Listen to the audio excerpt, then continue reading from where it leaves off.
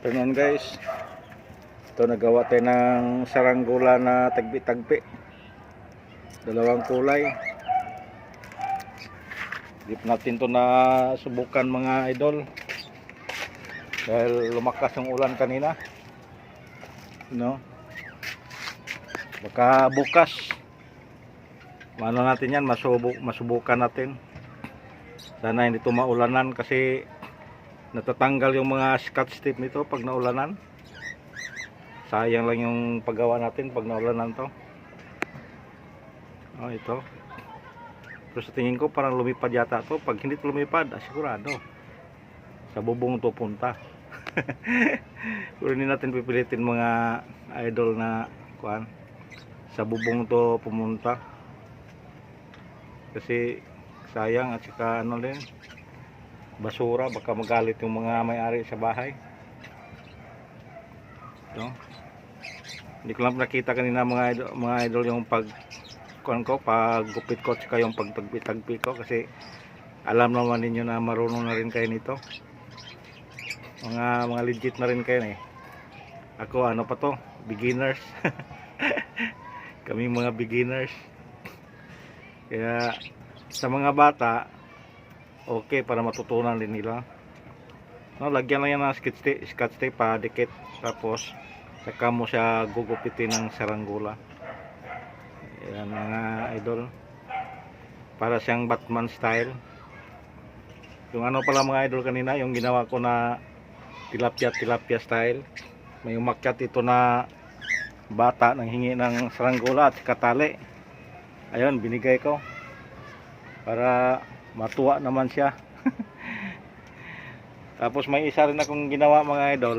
Ito, yung stripe. Yun, dalawa itong ginawa ko. Yung stripe na subukan ko na, lumipad na siya.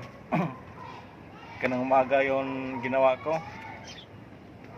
Kasi nagpalipad na kanang umaga. Problema yung isa kong itim, yung nanalo kahapon.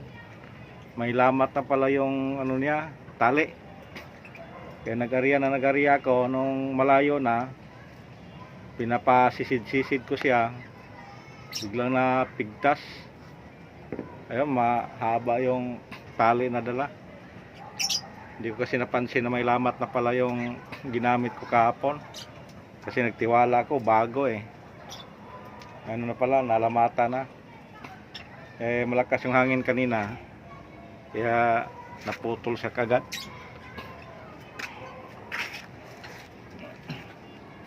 Bukas siguro mga idol, pag walang ulan, subukan ko to. Ano ko to. Pero kung may mga bata na umakyat dito, wala tayong magawa dahil bibigyan natin sila eh. Iba yung forma nito isa. Para siyang diamond lang. Pero mahaba yung puwet. Tsaka yung ulo mahaba. Sinubukan ko lang magawa ng ganito kung ano bang performance, pero lumipad na rin to. Pag tingnan mo sa malayo, para lang siyang payat. Ito. May mga kawayan pa naman kung magamit to, ilang piraso. Kawayan dito mga idol, mahal. Isang pat-pat ganyan, pag bumili ka doon sa mga lumber, 25 pesos. Nabigyan tayo sa yung supporter rin natin na nagsaranggola din. Sabi ko wala akong kawayan. Yan, binigyan niya ako ng 3 piraso. Yun, lumakas naman ang hangin mga idol. Ito, nagsiga pala ko ito mga idol. Daming daming lamok dito sa taas kasi may mga drum kasi tayo dito na nagka-stack ang tubig. Ito. Sige mga idol, i-update ko lang kayo kung lilipad tong dalawa bukas. Thank you for watching. Paki-subscribe na lang yung hindi pa nakapag-subscribe. Saka paki-tingin na lang sa mga in-upload nating video. Sige mga idol. Thank you and good afternoon sa lahat.